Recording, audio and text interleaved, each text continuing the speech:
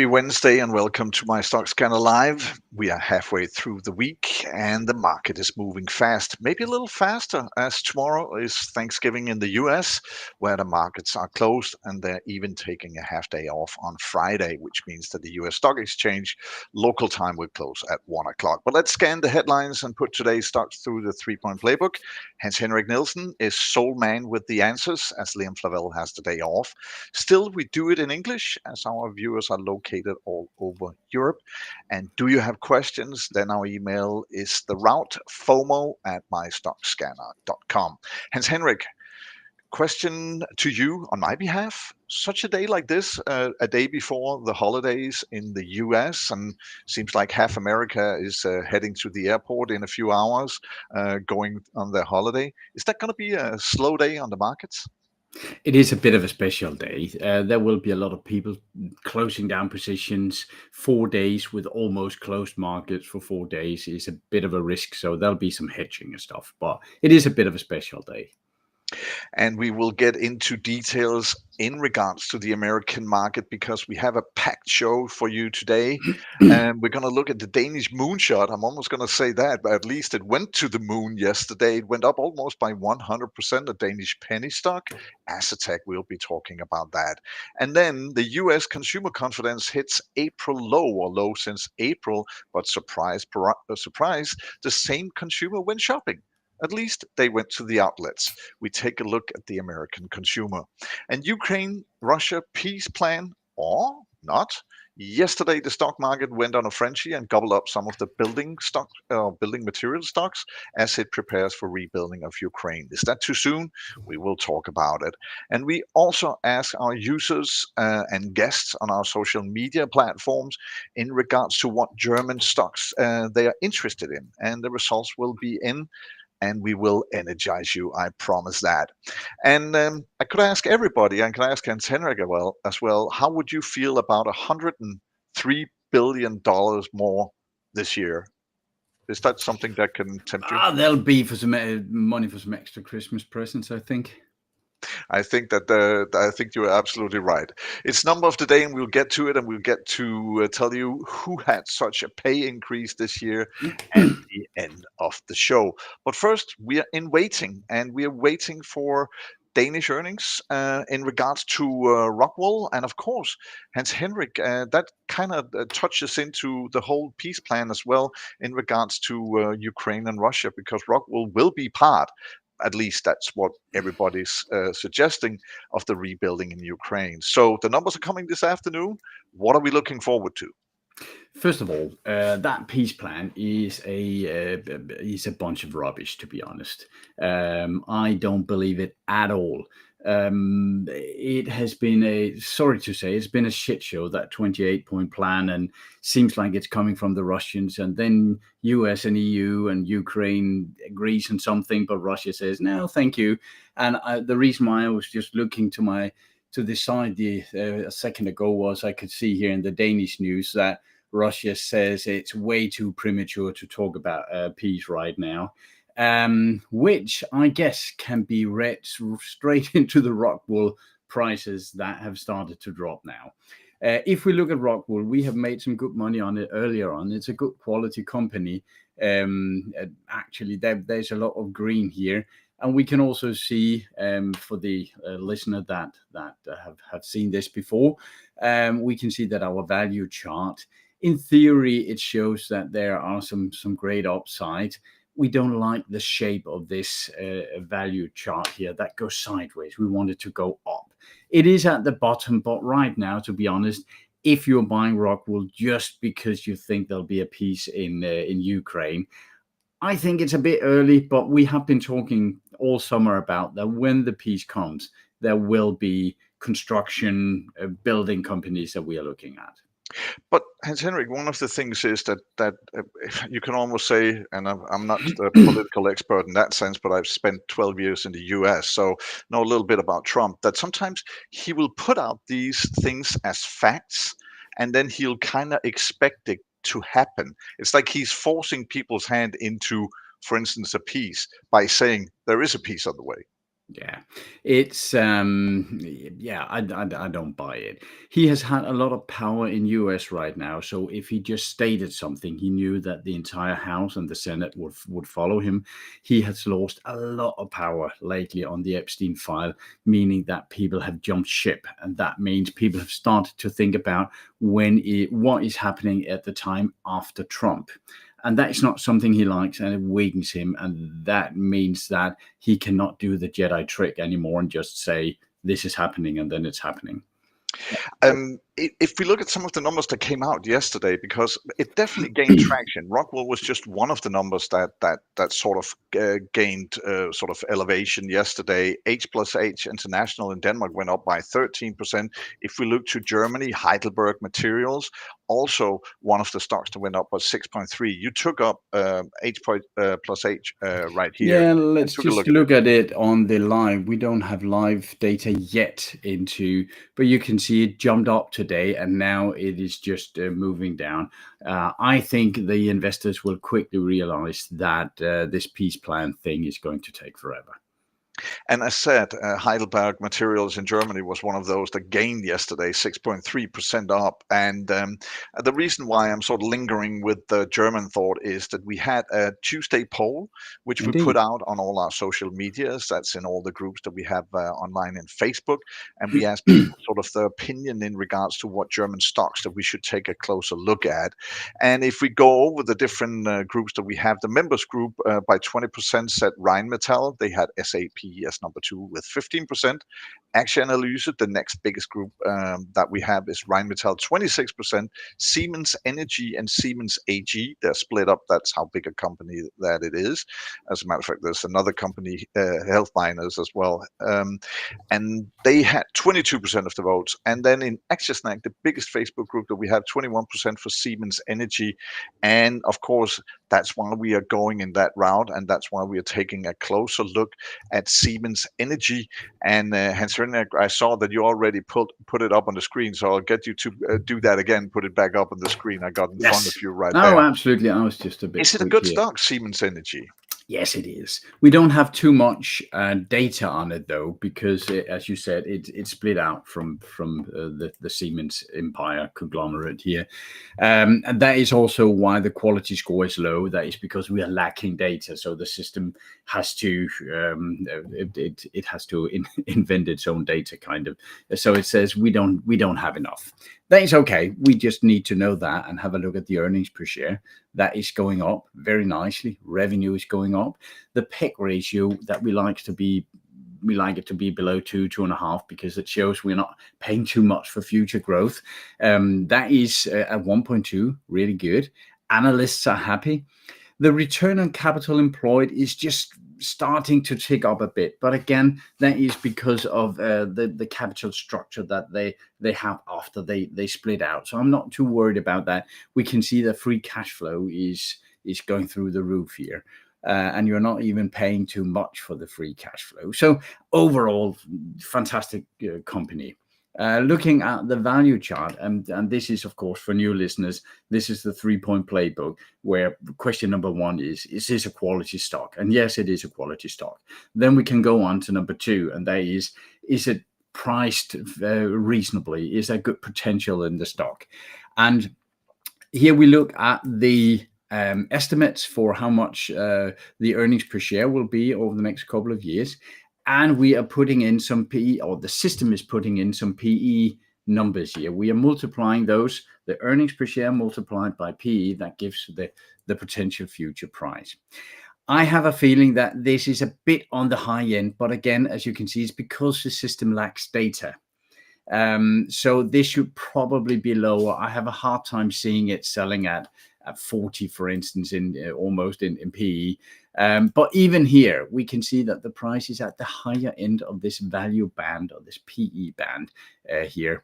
Normally, when I see something like this, and that is just for the ones using the system here, I do like to drag the channel down so that our base case is fairly close to the analyst estimates here, and then making a bit of the same on both sides. And you can see this, the second we do that, don't have to be exact, but the second we do that, the case is entirely different. But So I don't Hans-Henrik, think it's well priced. if I look at the graph right now that you have up, and I kind of see that it has been over the price as you put it right now, that's how you constructed it. Yeah. I'll go, well, the last since April, since the dip in April, it's been fairly constant at a higher rate. Doesn't Yes. that bode for us to put up the Yeah. line? The problem is we almost only have data for this year and a bit into 24, so it's hard to make a precise gauge of where this should be. In the upcoming month or two, we will get the option in our system to have a look at this. Is, we can see this is in the industrial, the sector, and it's under machinery, equipment, and components, and then we can compare it to the peers in the same industry group, meaning that if we have a stock we don't have too much data on, we can see, okay, 38 might be insanely high because everyone else in the industry group is at 20. Then we can try and move it a bit towards that. So I wouldn't put too much into this. I think it's a bit too expensive right now, so I wouldn't touch it. One of the things that the people that follow news out of Germany as well, and it is one of the biggest groups of a country, or one of the countries that Denmark does a lot of business with. So of course it's part of the news, and we keep hearing about that they're going to infuse money into rebuilding some of Germany. Siemens Energy must be primed for that. Absolutely. The thing is, we don't try to predict the future. So even though it's the same with the Rheinmetall, people are saying, yeah, well, there'll keep being wars all over the world. Okay.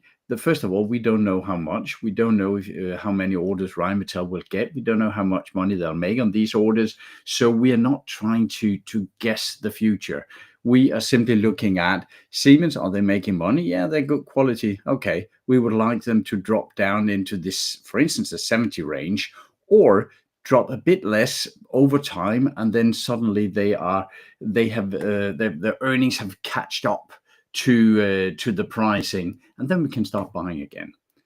One of the things that we know when we take our view elsewhere, that is that we might not have all the numbers we need to sort of weigh in on Siemens, but we got some numbers in regards to the U.S.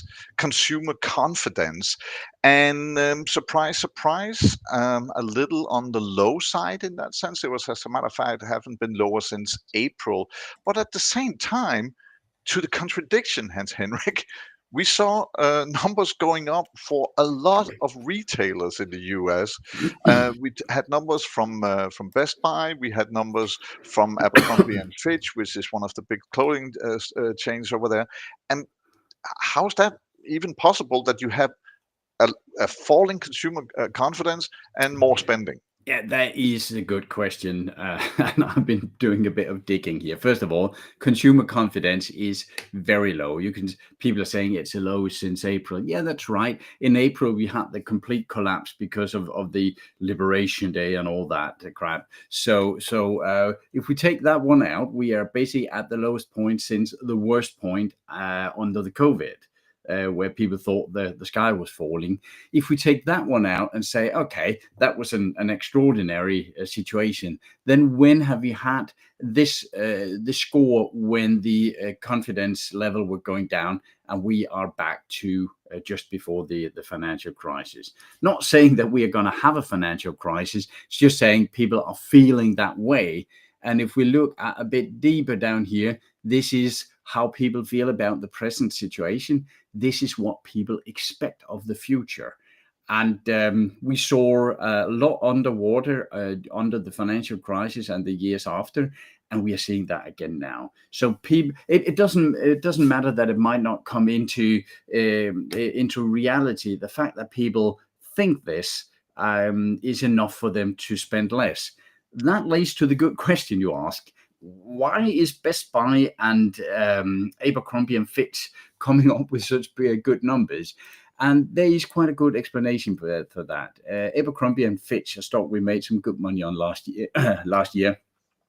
They are basically, well, you know it, Jesper, because you lived a number of years in the Yeah, US, I I guess. almost need to lay out where it is on the scale because it's not up there. It's not the most expensive shop, but it's not the cheapest shop. It's sort of in between, a little over midway. So Yeah. you have to be a little well off to go into shop in Abercrombie and Fitch. Exactly. And that is what we can read in their guidance, because they actually have some very good guidance numbers, which is why they went up yesterday. And that is because they are catering to those 10-20% of the, maybe not the wealthiest of the wealthy, but the upper 20%. And as we've talked about several times on this show, this K-shaped economy in the US, where the 80% of the population is on the leg going down. They're getting it worse and worse. We could see that in the consumer confidence. But the 20% is actually going up. And these are the ones that Abercrombie and Fitch are selling to. The same with Best Buy. When we look at that, I was not too much into their entire product category, but you could help me there because you live there. It's a little bit like Elgiganten or Power in Denmark. Yes, It's sort of exactly. that business that we're They have looking this at. very wide range of electronic components. And right now they are being lifted both by the 20% that are making a lot of money, but also because of some electronic launches that are coming that are making a ton of money on the new Nintendo products, AI focused computers and so on. They are being lifted by kind of extraordinary circumstances. Like Walmart, they could see, oh, all our poor customers, they're almost not buying anything anymore. But all the other 20%, they are now moving down the chain. So they are now buying in Walmart. That is a bit of a cheaper store. So that is helping them. But there's no doubt we can read that from all the numbers. The consumers in US are in problem.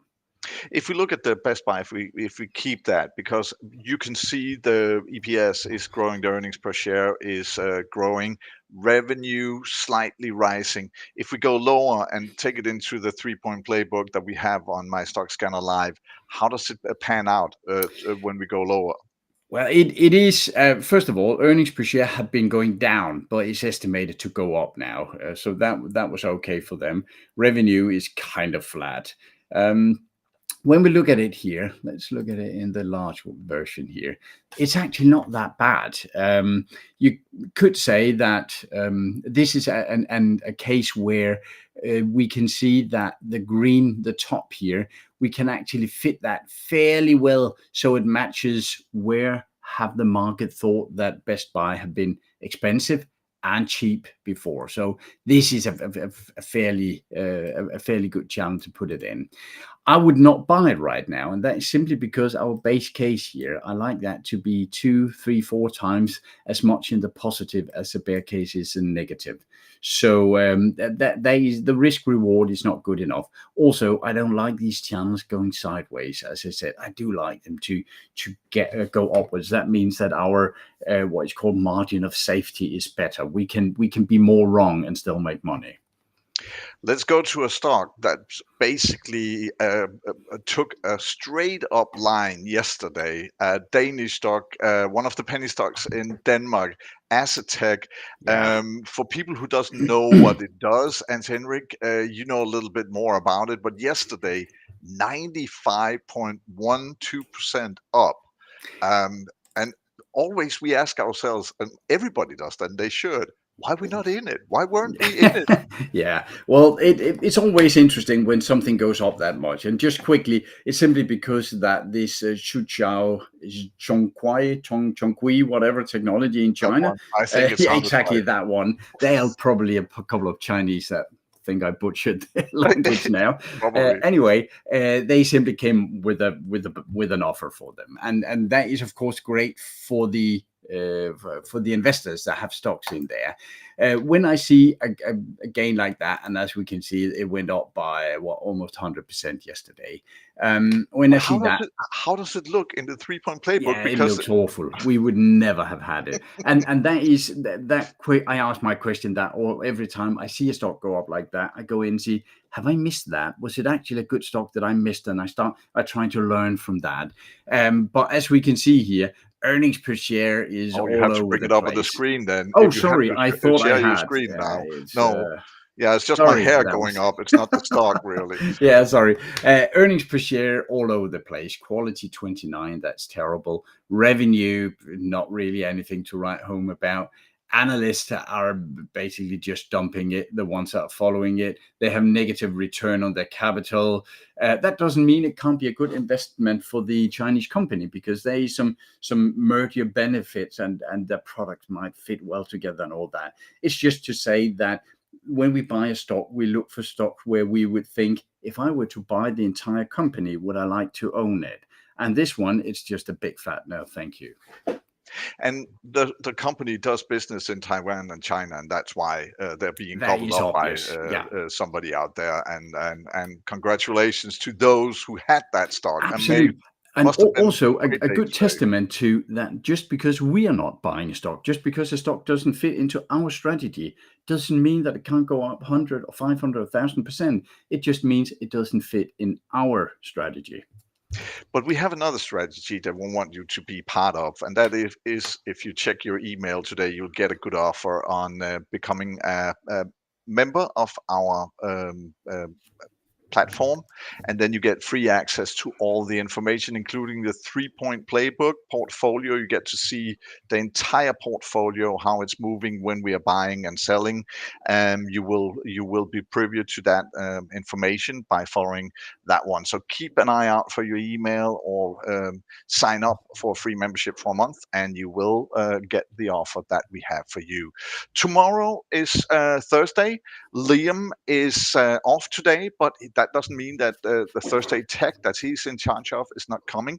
And it's something about the price of memory. And it's not our memory, because we can't remember what happened yesterday. So maybe we should invest in that. But it's something about the price on memory chips in your computer is going to go into, he says, a daily price, like lobster tails or what have you. It's basically it is so insane, the pricing right now. He's an expert on that, but it's actually a lot of the AI focus right now. A lot of the products that is going out, they contain a ton of memory chips.